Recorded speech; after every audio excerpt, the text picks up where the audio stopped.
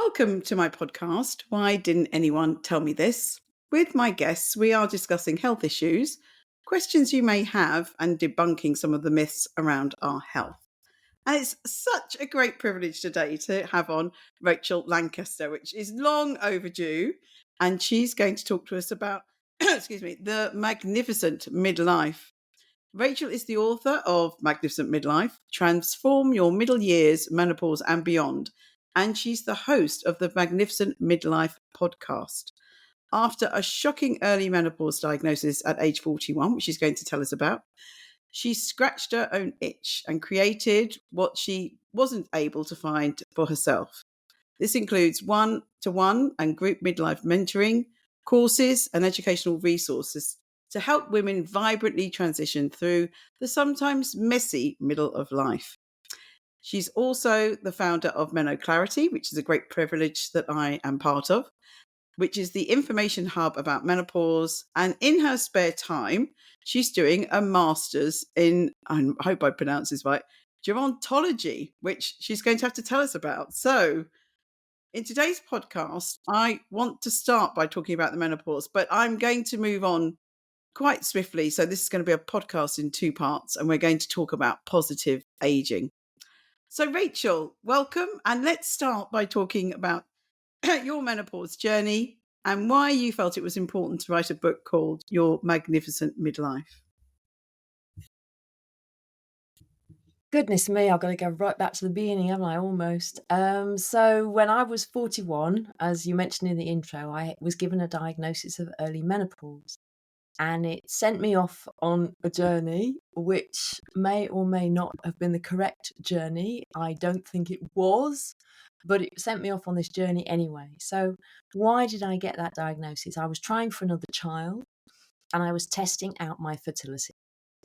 And I was doing that because the man who might be going to make a baby with me had had a vasectomy. And before he went under the snip, I thought it was only the best thing to do was to check whether my hormones were all right. But it was a bit of a shock when the doctor came back and literally said to me, "You have gone through menopause. There is no chance of you conceiving a child." Now, I now know that you have technically gone through menopause if you are a year post your last period, if you're over 50, and 2 years post your last period, if you're under 50. Well, I certainly wasn't that. Certainly wasn't that. So I think the diagnosis was wrong. But that's what I was given. And I left the doctor's office with a packet of pregnant mare's urine HRT and was just told to go away and get on with it. So I think it's got a bit better since then. I know there are lots of complaints about doctors and menopause now, but I think it has improved quite dramatically. I don't like to accept anything. I am very, very curious. So I went off and I went discovering all sorts of things. And the first thing I went to was a conference by the Daisy Network, which is an organization that helps people who've gone through early menopause. And I went to their conference and I immediately felt a bit like a charlatan because there were women there who were much, much younger than me. And they desperately wanted children, and I already had one. So I felt a bit like a fraud. But that conference did introduce me to two people who would play an important part in my journey. One of those was Dr. Nick Panay, who was an early menopause. Well, he was a menopause specialist, but he was specializing in early menopause at that time. And the other was Dr. Marilyn Glenville, who was a nutritionist. Now, I went to see her and she put me on a special diet. She gave me a special herbal tincture, which I think had some Agnus castus in it, but I'm not very sure. But she basically told me to strip out any possibility of toxins in my diet. She told me to eat regularly so that I balance my blood sugar levels. No caffeine, no sugar, no alcohol, everything organic. Even my personal skincare products would be organic. Within 5 weeks, I was bleeding again. So I was very confused, but also very happy. I went back to the doctor. I had another hormone test. "Oh, yes, you're absolutely fine. You're not through menopause after all. You can go ahead and have the reverse vasectomy." To him indoors, who was going to go, "Oh, crikey, really?" So he went and did it. It didn't work. We didn't get the baby. But I've written the book, and I consider the book as my baby. So that is why I wrote the book, because I came out of that doctor's office and I felt like a dried up old prune. Nobody had actually said that to me, but I had bought into all the negative narratives about menopause and about female aging. And I thought it was the end of my meaningful life. I thought I went from being sexy woman to completely unsexy woman, sort of like overnight, And gradually, I realized that that was a load of rubbish. And I realized that I could create my own narratives, and that actually what we're told, and what we're told still today about menopause, some of it's completely wrong. Some of it's just really biased in a particularly negative way. And if we want to have a different experience of menopause, we can do that. We can reframe it. We can rebrand it. Um, and I just wanted women to have what I couldn't find, because back then, it's 16 years ago now, I'm 57, there was nothing there for me. And over the years, menopause books were written, but they were, again, very sort of factual, very medical, very negative. I found them. So I thought, I want to write something that is more inspiring, that is more looking at the whole transition of midlife, not just menopause, because there's so much more to midlife than just menopause. In my book, I talk about midlife being this cake. And, I want menopause to be like 1 or 2 slices of your midlife cake. Unless you think menopause is wonderful, like me now, and you can have as many slices as you like in your cake. But otherwise, I don't want it to be this sort of like great big thing, because there's so much else going on. Before we go on to the menopause, tell us about your MSc. Oh, well, I keep wanting to sort of leave menopause behind, but it keeps dragging me back. And one of my efforts to leave menopause behind was to move on to the next stage. So I'm studying gerontology, the study of aging, and my book and the work I've done has taught me so much about how gendered ageism is so linked to menopause and is so linked to our experience of menopause. And so that sort of naturally has taken me on into the study of gerontology, and I'm loving it. I just love it. It's fascinating.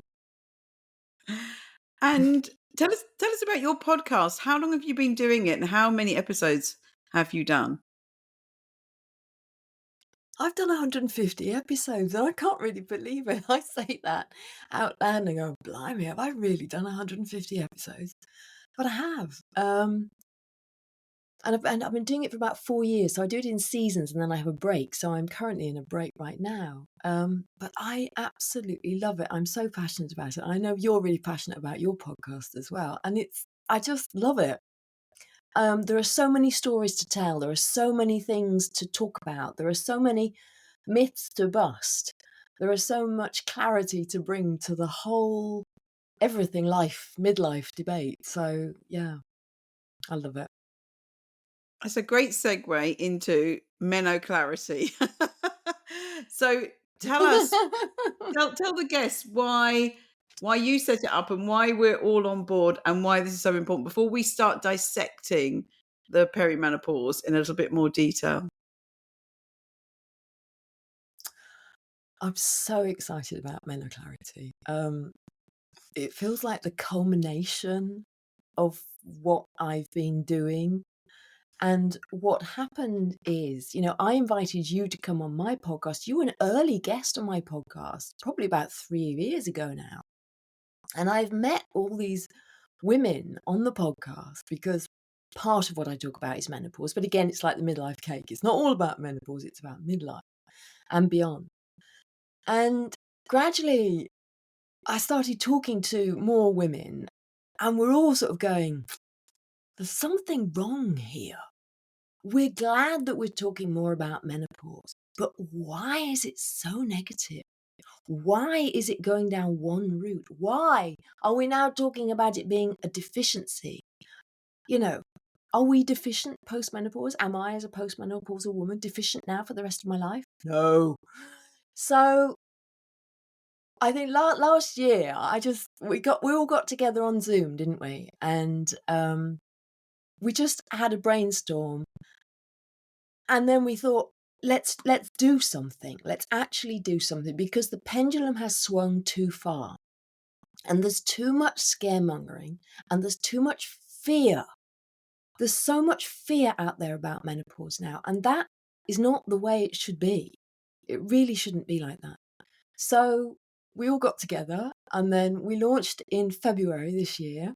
And we've just done our first live online event at the end of September.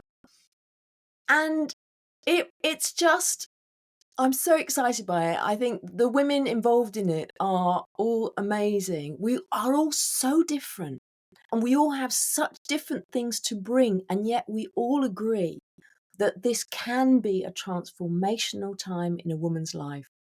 We are in no way deficient, and that there are lots and lots of options for giving us more agency in our own personal experience of perimenopause. And I'm recommending to people to watch the TV comedy The Change. And there's some absolutely classic lines, but it makes me think of MenoClarity and Beyond, because she said that I think it's at the last episode, she says she now feels she's part of a tribe of amazing women. And when she said that, I thought, we are. We're a tribe, Yeah. and every woman should be in it. But as you say, there is some controversy. So let's dig. Let's dig into the controversy. So, and I've worked so much on fertility treatment for decades, and we had all this controversy. And I thought, oh, about 7, 8 years ago, I thought, well, let's work on the menopause. There's so much we need to do there, and I could bring so much of what I've learned over. And I really, because I think about 7, 8 years ago, it wasn't so controversial in the UK. I can remember No. when we all started putting things on social media, it wasn't controversial. We've ended up with this big controversy, and then people saying, "Oh, why are women criticizing women?" And it hurts. I think it hurts all of us, because we're all trying to do the best for women. So, but I have had a similar problem with fertility, where we had myths and treatments that didn't work, and they were really being pushed. So let's delve in. So let's talk about, and we're going to use the correct term. So we're going to use perimenopause, and it's this transition, and we're in such a muddle, and this, as you talked about, this negative narrative. And the first question I was going to ask you was about, did you think it was a menopause hormone deficiency disorder, which you've already said it's not. And it's really interesting, because the 3 podcasts before you have all been clinicians. One of them, Isaac, who was in a debate with me last year, saying he thought it was, who then on the podcast, all 3 of them, Susan, Vikram, and Isaac, all said that they didn't think it was at all. So that was a bit of a surprise. So is there anything else you wanted to say about this narrative, this, and the negativity around this? I mean, if we're all deficient, are we all supposed to take hormone therapy? I'm not going to call it HRT anymore. Are we all going to take hormone therapy forever? Is hormone therapy going to cure everything and make us into some super women? Tell us what you think, Rachel. Oh, how long have you got? Goodness me. So let's talk about the deficiency for a start off. So if it's a deficiency, logically that means we're deficient post-menopause. So if we're deficient post-menopause, why are we deficient? We're deficient because we don't have the same hormonal profile as we had as a reproductive woman. But guess what? We're not supposed to have the same same hormonal profile as a reproductive woman. We are moving on into another phase of our lives. And even if hormone therapy can cure everything, is that a good idea for the species, for us to be dependent on survival on a man-made drug? We've seen what happens to supply chains recently. Women can't get their hormone therapy. If we're all going to be on it, the whole world, from 45 till death? How is that ever going to work? I just can't see how it's going to work. But that's the sort of logistical issue. But I do not believe that I am in any way deficient. And my thinking about hormone therapy, and I know we've talked about, and I know that some people do think that I'm anti-hormone therapy. Well, guess what? I was on it for 7 years, so I'm not exactly anti it. I went on it on the advice of Dr. Nick Panay's team at Queen Charlotte's Hospital because I'd been given this early menopause diagnosis. So it reversed for a while, but then it came back again. So my hormones went back to sort of normal level for about 9 months, but then I was back into supposedly being postmenopausal, but actually I wasn't. I was just perimenopausal and it was fluctuating all over the place. But I was advised to go on hormone therapy because I had a DEXA scan and I was found to have borderline osteopenia in my hip. So I thought, okay, Rachel, suck it up. And I don't like taking drugs. I have to say, if I don't need to absolutely take it, I don't want to take it. But I thought, suck it up, Rachel, do it. So I did it. But the advice I was given by his team then, and this is when I was 44, so it's 13 years ago, was that I should only go on it until average menopause age if I felt okay. And by going on my journey and by learning all the things I have learnt, I was able to put in place things that enabled me to come off the hormone therapy at average menopause age and feel absolutely fine. And then I'm able to go back to where I like to be, which is if I don't have to have a drug, I'm not going to have a drug. And I didn't need it for any kind of menopausal symptoms. And I don't believe that it's a get out of jail card for me for the rest of my life. I don't want to be taking a drug for the rest of my life. I want to look at my lifestyle. I want to manage my stress better. I want to make sure I have enough exercise and the right kind of exercise. I want to eat the right things. I want to stay mentally engaged. I want to do all of those things that menopause has taught me are so important. I talk about menopause symptoms being the canary in the coal mine. I really do believe they are the body's early warning system, and women are lucky enough to have this. I think that our experience of menopause is like our scorecard on our health in midlife. It really is. And I believe that my issues came about because I didn't have a handle on my stress. I had lived a very stressful life. I had moved continents several times. I'd got divorced overseas.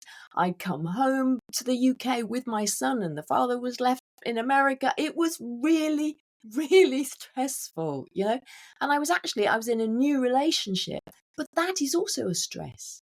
It's a good stress, but it's still a stress. So, and also I learned subsequently that, there's even research out there that air pollution can impact on early menopause. And I've always lived in the most high polluted places, always. So I've learned all these things and I sort of try and tie them all together. And I just think, this is a natural process. It happened a bit earlier than it should have done for me, but it taught me an awful lot. And I do not believe that I'm deficient, and I do not believe that I have to take a drug for the rest of my life. If I'm deficient post-menopause, was I deficient pre-puberty? Should we be putting prepubescent girls onto hormones? We already put them onto hormones now to manage their period. So effectively, we're saying that the essence of womanhood is deficient. Let's put them on synthetic hormones from puberty to death because women are faulty. I don't buy that. I really don't buy it. And I totally agree with you. And in your book, you have a great saying. You said hormone therapy is like putting a Band-Aid on a cut. and as you said, it's a natural transition. I don't think anyone in MenoClarity is against hormone therapy for people that have symptoms. And I've heard many women say it's absolutely changed their life. They are wonderful. And again, we're not gaslighting. I've heard some of us be accused of gaslighting because we're saying not all women need hormone therapy. The bottom line for MenoClarity is that everyone's an individual and we need to do what's right for us. And we're going to talk a lot about lifestyle when we talk about positive aging, because it's absolutely my thing as well. And I really agree with you. And one of the hot topics is that hormone therapy is advisable for even those that have no symptoms, because it will prevent some diseases like cardiovascular disease, dementia, osteoporosis. Now, I know osteoporosis is a bit complicated, so let's just pick dementia. How do you feel about the evidence? Because you and I have read it in detail. What do you feel about the evidence that the claims that hormone therapy will prevent dementia? Well, I don't think the evidence is there. I think there are so many different surveys and different things to look at. And what something that's really I've learnt a lot more about by doing my master's is how research is done, and how any research is going to be done with bias or slightly skewed because of the people that do it. You know, the questions that are asked, all of that slightly skews things. And I'll just give you, this is slightly off topic. I'll come back to the dementia bit in a minute, but the thing about the menopause symptoms, so we talk about various numbers, and I think we talked about originally 34 symptoms, and then somebody else has decided to make it 50 something. And I make a joke about, I'm sure the kitchen sink is on there as well. We are blaming everything on menopause. But a survey was done in a wonderful book called The Slow Moon Climbs by Susan P. Matten, and she has written about a survey that was done amongst Mayan women in Mexico. And this survey was done by a woman from Ethiopia who didn't really have much experience of bad menopause herself. She went in and interviewed the Mayan women, and she didn't prime them. She didn't tell them that there were menopause symptoms. She just said, when you stopped menstruating, did you notice anything else? And they said, well, we stopped getting pregnant. Now, that to me is absolutely fascinating, because when you don't put the idea in people's heads that they're going to get something, guess what? They don't get it. But going back to the dementia thing, so I don't think the evidence is there. I think the research is inconclusive. And again, it goes back to my point, for this comes from Tanya Alfasi. For the evolution of the species, is it a good idea for us to be dependent on a drug to not get a disease? I want to be asking, why are we getting the disease? Why are we getting more of it? Why do other cultures not get as much? Why is it that women in the blue zones have been living long, healthy, dementia-free lives for decades, if not centuries, and there's no HRT in the picture?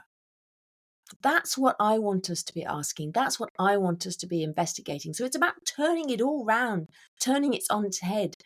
I don't care whether HRT has a beneficial or not beneficial impact on dementia. I want to explore the other things. And the other thing we need to consider is that every drug has an effect and a side effect. I don't want to risk whatever side effects there might be because I can't be bothered to do the other things that I know are going to help me prevent myself from getting dementia. Does that make sense? It's a bit of a rant. Yes. No. I have heard too many women say to me that they know people, or they themselves are taking hormone therapy because they have been led to believe it will reduce dementia. And that's the sole reason that they're taking it. So these myths that we are trying to debunk, they're really serious, really, really serious. And you mentioned the blue zones. So I've been talking about the blue zones a lot, and lots of people don't seem to know what they are. So there's a great documentary on Netflix. There's also a book. So the blue zones are these pockets of the planet where people have got super longevity. and they're living these amazingly healthy lives into old age. They've got very little dementia, cancer, heart disease. And as you say, I have seen no sign of hormone therapy anywhere near these women. And they're in their 80s and their 90s and they're thriving and they're doing everything. And we've got to look. I think you're sort of heading towards this. We've got to look at our society in the Western world. Why are we so stressed? Why are we eating terrible food? I've been posting so many posts recently about vending machines everywhere you go. You're just full of crap. It's just unbelievable. It's so hard in the UK to actually eat healthily. We're bombarded with these terrible images. And you talked about the symptoms, and the list of symptoms does seem quite controversial. So I did a survey, and I controversially put a list of 52. I didn't say there were symptoms. I said, do you feel that any of these symptoms are caused by your menopause, perimenopause? I was being quite controversial. I wanted to see what women said. And most of the things they said, the top ones that came way above hot flushes, was actually lots of cognitive problems. So brain fog, loss of memory, irritability, etc. So what do you think about the main symptoms that we should, when we are educating women, what should we tell them?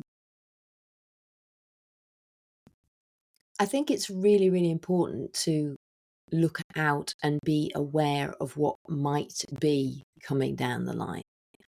And I think that getting the message out about brain fog is massively important so that we stop women getting frightened that they've got early onset Alzheimer's when actually they've got a bit of perimenopausal brain fog. And it will get better. Most women think this is it. Well, it isn't. It will get better. And women who've been pregnant may remember that when their hormones were fluctuating, then they were a bit muddled, or in puberty, they were a bit muddled.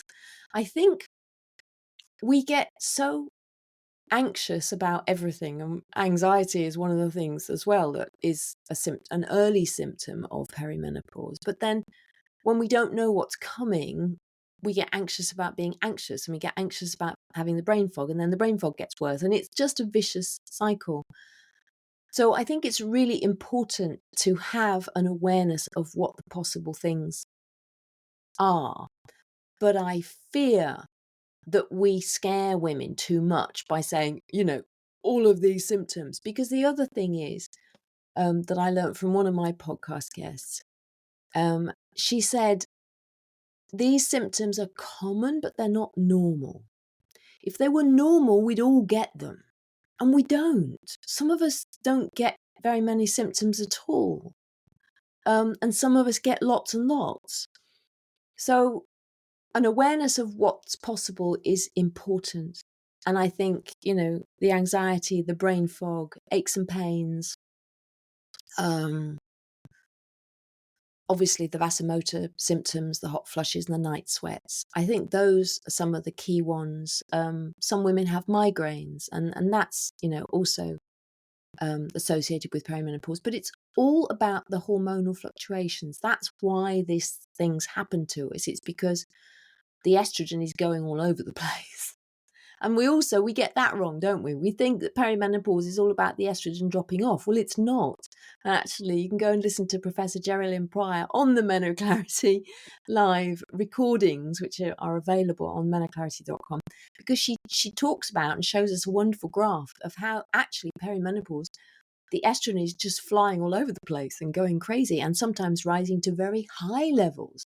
So in fact, giving more estrogen, may not be the answer. There are so many things that we need to consider, aren't there? And if it was a deficiency, then theoretically giving hormone therapy should cure everybody. But as we know, it doesn't cure many of the perimenopause symptoms. And what worries me is that there can be other reasons for some of the symptoms that women might be having. And there could be thyroid problems. There could be lots of other problems that we're masking by just give them Yes. hormone therapy. And there was certainly about 7 years ago, people were saying, "Oh, it's really bad. Women with depression in the perimenopause are given antidepressants, and they shouldn't be. They should be given hormone therapy." But that's come round now because people have tried that and realised even if you give them 3-4 times the dose of hormone therapy, for some women it helps the depression, but for some women it doesn't because it's a different reason. It's not the perimenopause. So we need to treat the cause and not just assume that everything a woman gets when she's over 40 is due to the perimenopause, which is just really bad medicine for women, I think. Did you have any comments on that? You and I, we are the great menopause defenders. It's not all her fault, and actually, we have some things to we should be grateful to her. And I really think this is it because for me, it really told me what I needed to sort out about my health so that I could be in a better position for long-term health. So I've got a real thing about well-being at the moment. I've always had a thing about well-being. I've always exercised. I've always cooked my own food. I've eaten McDonald's about 3 times in my entire life. I don't eat, those sorts of things. I hardly drink alcohol. Some people think I don't drink alcohol at all. I do like a glass of wine. It's a rarity. Um, and in my career, through the work I do on menstrual cycle and with fertility, we have times in a woman's life where she thinks, "Oh, I better look after my well-being. I better sort out my nutrition and my exercise. Oh, I'm trying to get pregnant." I've heard so many women in my fertility work say, "Oh, I just need to spend, a year sorting myself out, getting my body healthy." Why? You should. We should. Why are we living these really toxic, unhealthy lives that we're even saying that? And then we get to the perimenopause, and I'm with you. If we are leading unhealthy lives, we're really starting at such a negative place that it's, to be honest, it's not surprising that we're going to have some problems. So let's move now more. It's still related to menopause, but towards healthy aging. So in your book, you said that about the age of 50, you felt the fog lift, and you've talked about brain fog, and that's exactly what I say. So for me, I definitely had brain fog, but when I was postmenopause, it went, and that cycling of those hormones, those powerful hormones we've talked about, estrogen and progesterone, every month for 40 odd years for me, 35 years ish, then it stops. And, if you look at the graphs of what our hormones are doing in our menstrual cycle, every single day they're at a different concentration and in a different ratio to each other. And they're really powerful and they have effects on us physically and mentally. So during those years, we don't know whether we're up or down or teary or happy or where we are. Every day we wake up, we're somewhere different. And postmenopause, it's a calm, calm sea. And we want to thrive. We don't want to survive. And that's a term you've used a few times in your book. So let's start on the negative, and I want to finish on the positive. So we have this term, a midlife crisis, which you talk about in your book, but you also talk about the U curve of happiness. So tell us about that. Tell us about the negative things first. Well, there's lots going on in midlife. There's a lot going on for both men and women, but especially for women.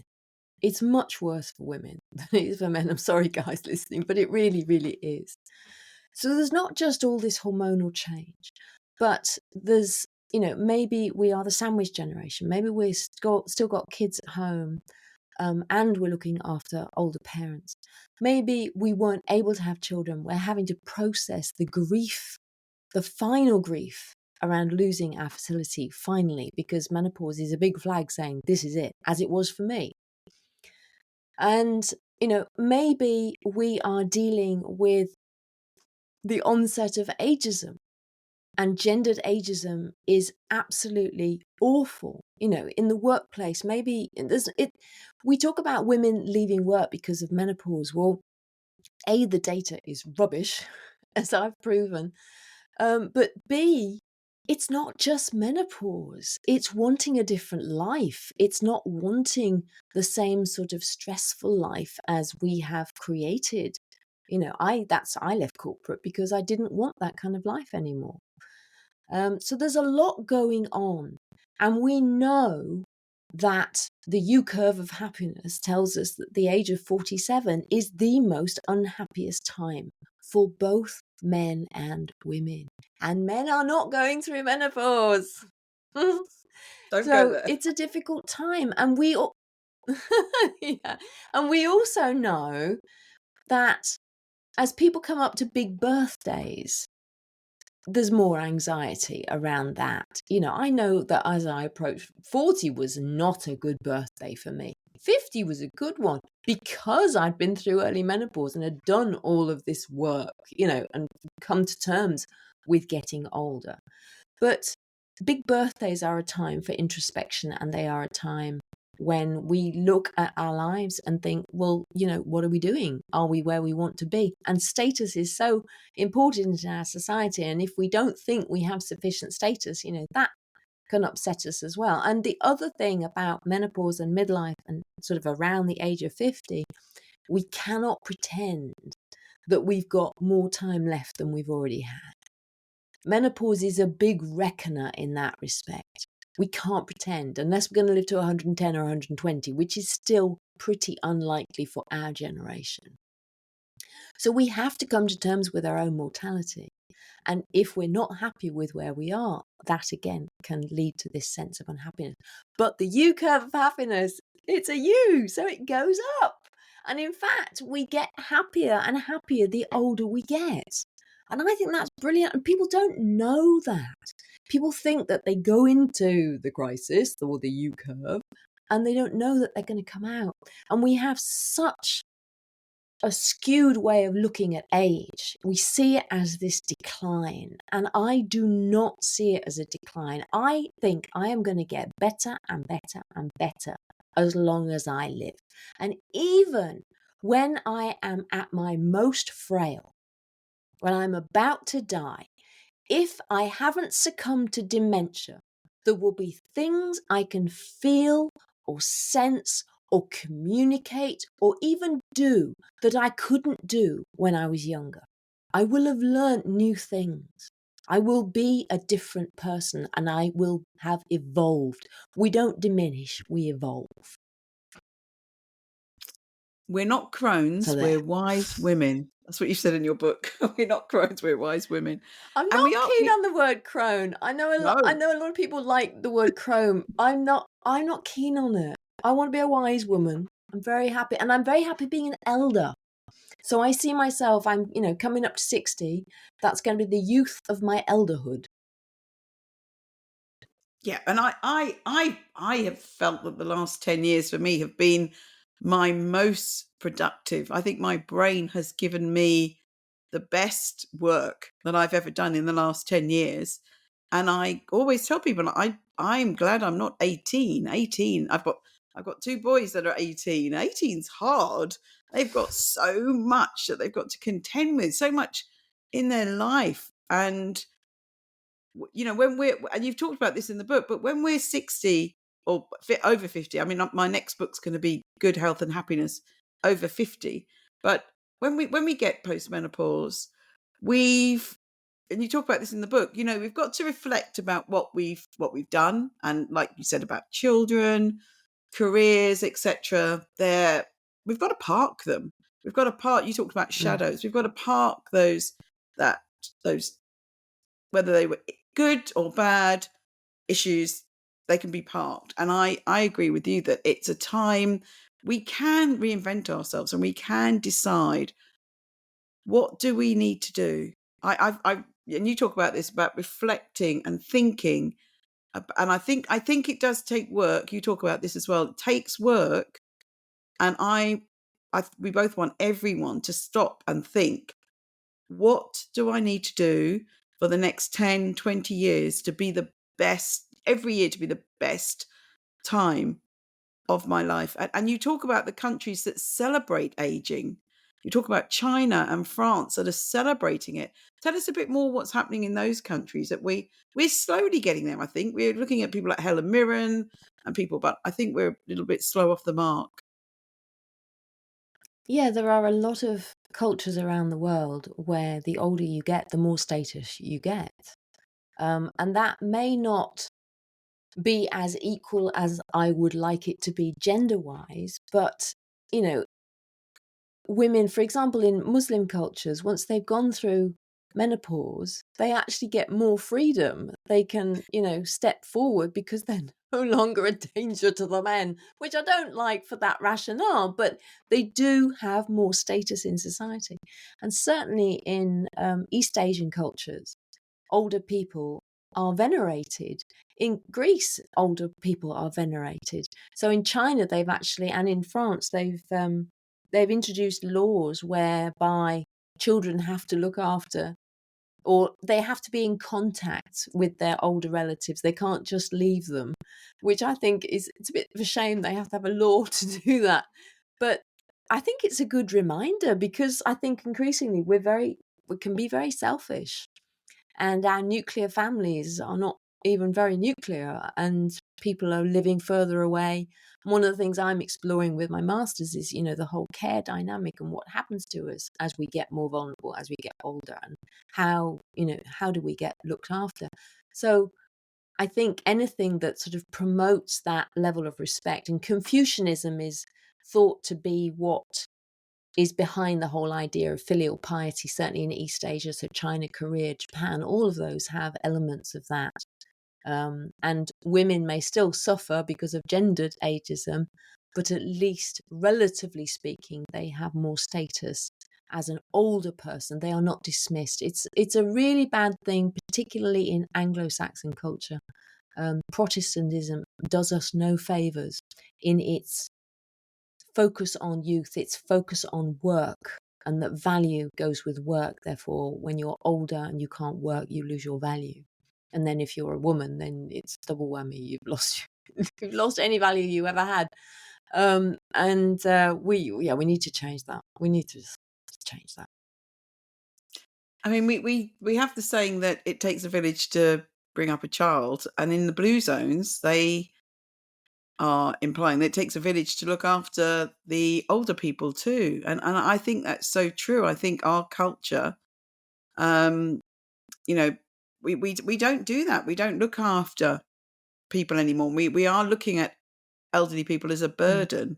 So I think we really need to readdress that.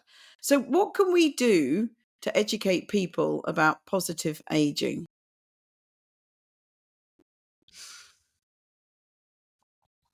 I think stop assuming that the way we do it is the way to do it, because if we can look at other cultures and, there's a lot else going on, but we assume that because that's the way we do it here, that's the way it is. I would like us to stop seeing aging as negative. I really want to change that. I did a TikTok video once and I asked at what age people had learned that aging was bad. And I said, maybe you were, in your 20s or your 30s or 40s. One woman, she put a comment on it and she said, I was 5. And she said that when she was 5, she watched an advert on the television for a face cream that promised to take 5 years off her age. And she imagined herself disappearing completely. Now that's funny, but isn't that sad? Isn't that sad? And certainly in the UK, I mean, I hate card shops. You go into card shops in the UK, and it's like you might as well die at 25 because, you got the tombstones and the funeral march and give up now, and there's nothing worth living for. I mean, card shops are just awful. But those are the messages that we're sending out constantly. So we need to rethink that. And ageism starts between our ears, which was taught to me by the very wonderful Ashton Applewhite. If we limit ourselves, then that extends out to society. So we have to change that ageism in ourselves first. And then we can go out and try and change things in the wider world. But when I started to see ageism, when somebody pointed out to me the cards, for example, or I saw it for myself, once you've seen it, you can't unsee it. Then you see it everywhere. You see it everywhere. And I think we have to call it out. We have to really call it out. And I think that ageism and menopause are so closely linked. How we feel about aging dictates our experience of menopause. We know that. There is research that says that positive age beliefs add 7.5 years to your life. Well, positive beliefs about menopause mean that you have a much easier transition through menopause. So there's so much to do. There's so much to do. But yeah, I just want to stop all the ageism. I want us to really rethink our society. And you cannot just write people off. And I'm just going to say, can I do my Wales story? Because I like to tell my Wales story. Yep, go Yeah, ahead. I'm getting a nod on that one. So, Yep. so we know for sure there are two creatures on the planet that go through menopause. The jury's out, I think, on giraffes and elephants and lions, but they may do too. We just don't know for sure. But we know that whales go through menopause as well as us. And when whales go through menopause, the female whales, they become the leaders of their pods.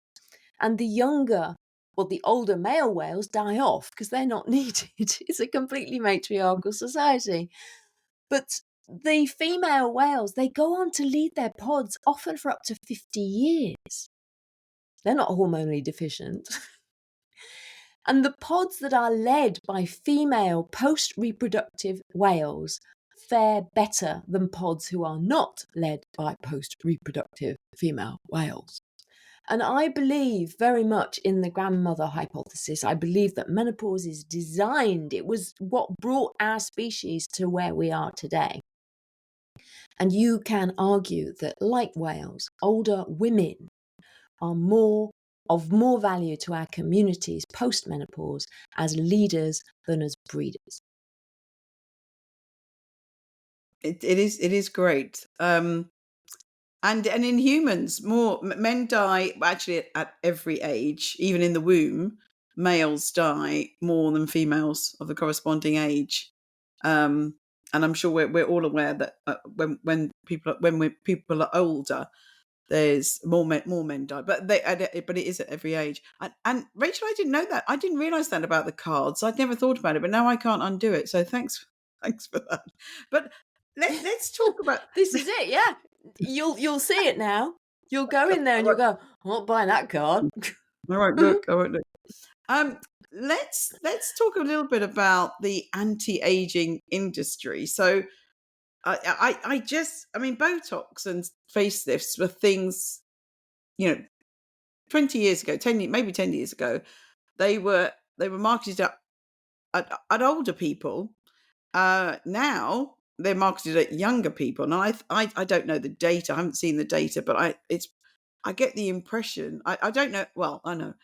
I know few people my age that have had Botox. I do know a few, but in younger women, it seems all of them have had. Well, not all of them. So many. It's very common to see young, really gorgeous girls with implants in their lips, and they've got very odd faces that have been totally frozen.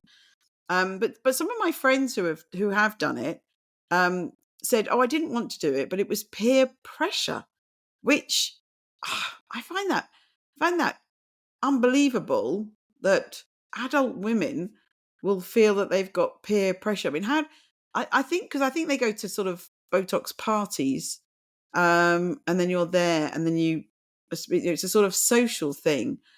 I do dye my hair. I wear a tiny, tiny bit of makeup. I know I've never worn makeup on my face, but I've never had any surgery.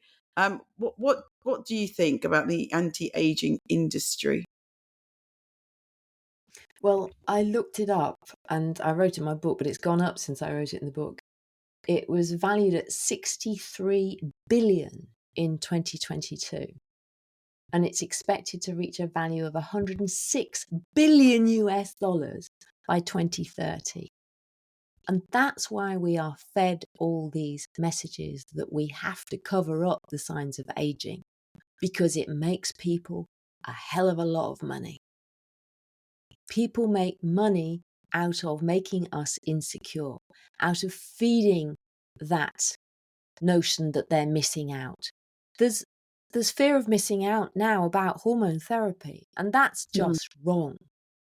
I've had at least 3 women that I don't know who've messaged me and said that they took hormone therapy because of fear, or they took it because they were worried about how their skin was aging. I mean, what is that about? That people have got that message that we take HRT, to make our skin look better. There are people out there saying that in menopause and post-menopause, you can't exercise properly unless you take hormone therapy. I mean, where are these ridiculous things coming from? But it's all about promoting insecurity. It's all about clickbait. The titles on the articles where they cherry pick the research data, and then the journalists go with it because they want a good headline so that people will click on it, so that people will get advertising revenue from the articles that they've clicked on, and then they will buy the products that they're promoting anyway. I mean, now we have, celebrities promoting hormone products on national television and nobody bats an eyelid. What is that about? I don't understand it. Going back to MenoClarity, I always used to say I felt like the kid with the emperor and he's got no clothes on. And I'm going, the emperor's got no clothes on. Stop. And now I've got all my MenoClarity founders and we're all in the audience going, the emperor's got no clothes on. Please stop. Think about this. And my notion about all of these narratives, particularly around anti-aging products and all of that, is be curious about who's telling you what. Why are they saying it? What is their agenda? Do they stand to gain from the narrative they are giving you? And be creative about how they might gain. They don't need to be selling you the actual product. They could be making money from consultations or all sorts of things, or workshops, or whatever it is. And I do workshops. I am in this industry too. But I'm trying, really trying, and that's why MenoClarity, we've been absolutely clear. We are not making any money with MenoClarity. We will not take any kind of sponsorship because we want to remain unbiased and, uncompromised. But stay curious. These narratives, do they benefit you? Do they empower you? If they don't, then I would say look for better narratives, look for better ideas, better concepts, and go with those. So, what's your advice? Sorry, I've done so many talks in the last month. My voice is just going. So, what advice would you give to everybody, not just women, men and women? You talk about self-care habits in your book. What do you think are natural ways that we should be looking after ourselves as we get older? Well, I think all women should have ground flaxseed every day. It's as basic as that. I swear by ground flaxseed. It's brilliant. Do grind it, because otherwise it just goes straight through you and it keeps you regular but doesn't do much else. So ground flaxseed for a start off. Find a way to manage your stress. It's really, really important that we get better at managing stress. Stress can cause Alzheimer's. Stress can cause heart disease and high blood pressure and all of these things. So we could be taking the hormone therapy because we're frightened, but we're still not managing our stress. Or I also, I hear of women who are having 6 cups of coffee and wonder why they can't sleep at night. And I'm just like, hello. It's just, you need to think about these things. You need to we can't do life the same post-menopause as we did it pre-menopause. And we've been taught to see that as a deficiency. We've been taught to see that as something negative, whereas actually I keep going back to this word, it's an evolution. We are different. We are evolving into a different version of ourselves. I actually think a more authentic version of ourselves, because we don't have all of those hormones going around us all the time, dictating how we feel or, how we behave, etc., etc. So exercise, massively, massively important. I think there's a huge correlation between the level of obesity in the UK and the fact that British women report the worst symptoms of menopause anywhere in the world. I mean, why is nobody talking about that? Because we don't want to. And I'm one of the people who does talk about that. And it is the elephant in the room. And we don't want to talk about it because we want to carry on as we always have done. And we don't want to accept that maybe we need to live life in a different way. So exercise, diet, stress management, all of these things, massively important. I totally agree. And it is a time to reinvent ourselves, I think. We don't have to. We don't have to reinvent ourselves. But you talk about in your book about having a sense of purpose and again, reflecting. We talked about that earlier, reflecting on deciding what you want to do to make yourself happy. So what can we talk about reinventing ourselves? And if we want to, and or just deciding how we're going to have the happiest, most fulfilled next 10, 20 years of our lives? I think it's really important because it goes back to that idea, we can't pretend we've got as much time left as we had. And when the clock is ticking down, I think many of us feel, okay, so what's going to be my legacy? What am I going to do? What imprint am I going to leave on the world? And I know that through my 40s, I was getting really uncomfortable with the way I was living my life. It wasn't aligned with my values. And I'd always just lived life the way I thought I was supposed to live life. I hadn't been very proactive about thinking about what I wanted from life, partly because I couldn't, partly because, I had a child to feed. I was a single parent for quite some time, and I didn't have much choice. But I think when we get to midlife, hopefully we've got a bit more space and we've got a bit more room for making choices. And I don't want life to be mediocre. I do want it to be magnificent. And I'm not being Pollyanna here. And I know there are issues. And, I've got an older mum to look after. I've got family dynamics to manage. I've got problems with my knee, at the moment, etc., etc. We've all got issues that we need to deal with. But life's too short not to make the most of it. And I really believe that men have made a mess of the world. And I want women to be empowered to step forward and not step back. And I think that there's a tendency for us to step back in midlife and think, our best years are over, because that's what society has told us. Well, actually, you and I, we're coming into our prime. I'm not there yet. And I always talk about the end of my fertility has become the most fertile time of my life, and it really, really has. And I want other women, other people, but other women especially, to experience that, not to feel that they are written off by society, not to be written off by society, but to have the courage to step forward and say, no, I want to have this impact on the world. I want to do this, that, and the other. And this is important to me. I'm going to ask you when I write my book if I can use that quote about that post fertility has been the most fertile time of your life. It's a brilliant quote, Rachel. And another great quote you've got in your book, right Thank at the you. end, is now is our time.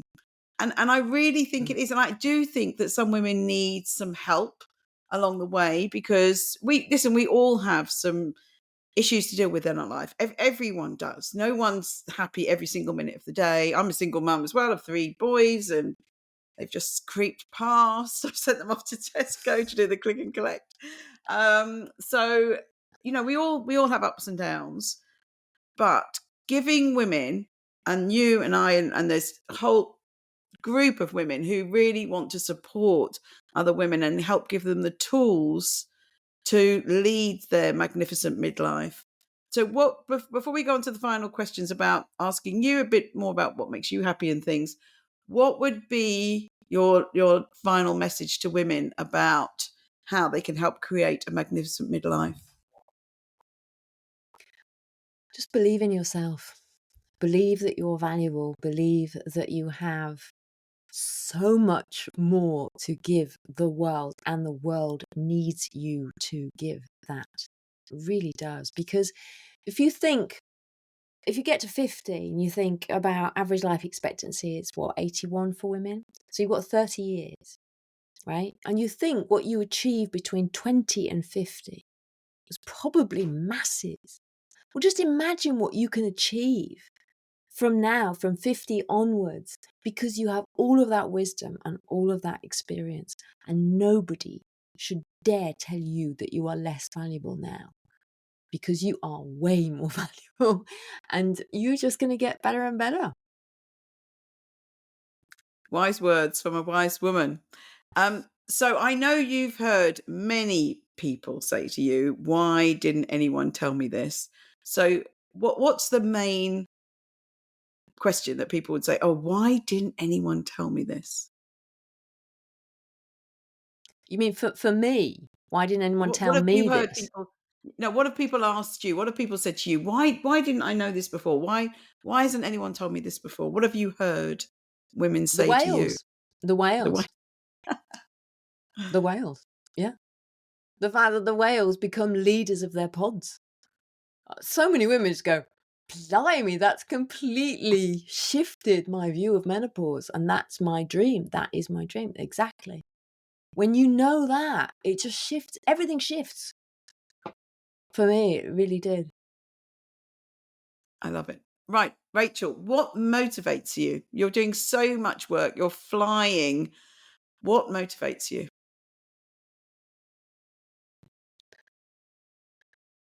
When women, tell me that, they've read my book and they've loved it, or they've listened to a podcast and they shared it because it was so powerful. There's a podcast I did recently with Liz O'Donnell of Working Daughter, and it was about being a daughter who cares for their older parents. And somebody got in touch and said, thank you, that just, my experience was validated. And so I think that's what motivates me, because I don't want anybody to feel alone in midlife, and I don't want any older women to feel devalued and feel that they have less to offer society. So when women come back and say, that was brilliant, love that, really changed the way I think about menopause, that motivates me. I love it. That's And why I do what I do. yeah, actually you brought up loneliness, and you do talk about relationships in your book and how important they are, and loneliness is a major issue as we age. And any thoughts about how people can try and reduce loneliness? It's a tough one. I haven't cracked that one yet. It is a tough one, but I think what I'm learning to be as I get older is to be open, be more open. Be more open to possibility. And I write about this a lot in the book as well, being open to possibility. Because it's very easy to shut ourselves down. Whereas if we are open, then things come. They do come. I never used to believe that, but it's true. And actually, MenoClarity is an example of that. The strength that we all get from each other now. And the ability, we've created so much because of that strength, because of coming together. And some of us have never met. We've never met in real life. And you and I have only met very recently in real life, and yet we've known each other, a long time online. So I think being open to possibility is important, and exploring new things, being open to trying new things, meeting new people by trying new things. I find that's one of the best ways to do it. I have had an idea about trying to set up a network. I haven't done that yet, but maybe I'll do that, when I finish the masters or whatever. It'll be another creative idea. But yeah, I think being open and just seeing what comes. I run a women's group in our town, but I know there are lots of lonely people in our town, and we're quite a small town. And I have put out about the blue zones and about getting the community together and maybe doing weekly walks, maybe one in the week and one at the weekend.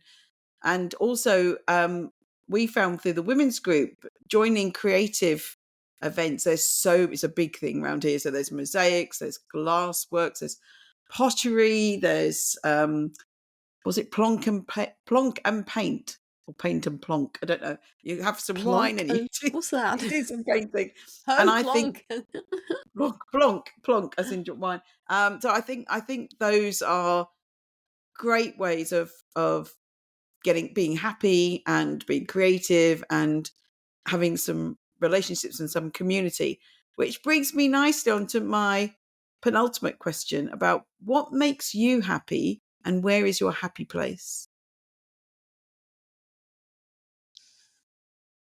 I'm in my happy place. This is my garden office, and I love this. And during the day, my blinds are open, and I've got my bird feeder, and I fill it up with these really fantastic fat balls, and the birds come all day. And I had a woodpecker on there the other day, and I have a fox who comes every day for her biscuits, and she's called Rosie. So I'm actually in my happy place. I'm very lucky. Yeah, I've created this to make me happy, and I think we have to do that. We have to create things to make us happy because it needs to come from within as much as without. But I have this little garden office, and it makes me very happy. Beautiful. And the very last question, what advice would you give your younger self?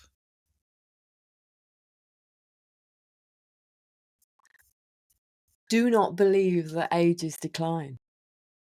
Believe that you get better and better and better with age, and that it is an upwards trajectory, and you have so much time to do so much, but make the most of it. Yes, and we won't become old crones for sure. Rachel, it's been it's been absolutely wonderful, and I'm very happy because I think we're seeing each other tomorrow in the flesh, which is always great. So thank you so much for being a guest on my podcast. It's been absolutely wonderful, and I'm sure some women are going to get motivated from your wise words today. Thank you so much.